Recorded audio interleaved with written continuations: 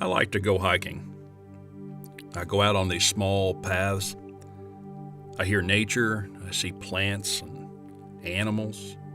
I see the beautiful blue sky against a green canopy of trees, and many of the leaves are starting to turn colors.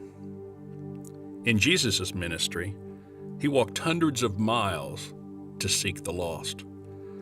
I always picture him on these small paths with his disciples behind him, chances for him to teach, and also chances I think he was able to spend more time with God. Now, there were larger roads then too, and I'm sure he traveled some of those as well. They were larger Roman roads with pavement, wagons and pack animals, and lots of people crowding along the road. There were a lot of people that, they weren't very serious about their faith. And he wanted to share with them that faith is so important to life.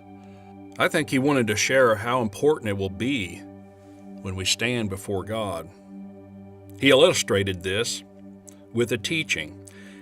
He said, "Enter the narrow gate and travel the narrow path." Well, what was he trying to say?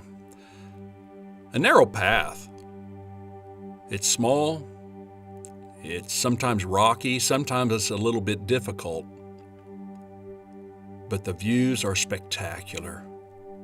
And you actually get to see some of the things that you might have missed had you been traveling faster.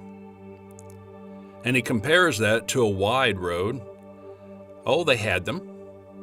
And they were fast. They were paved. They were level. And a lot of people traveled them, just like they do today. But with all the people and everything else, it was very hectic.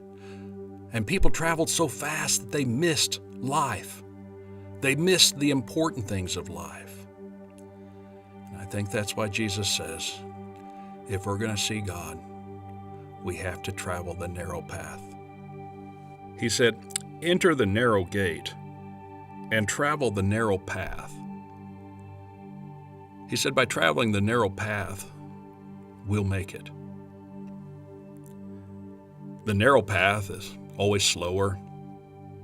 It can be a little difficult. There might be a few rocks in our path. But the views are spectacular.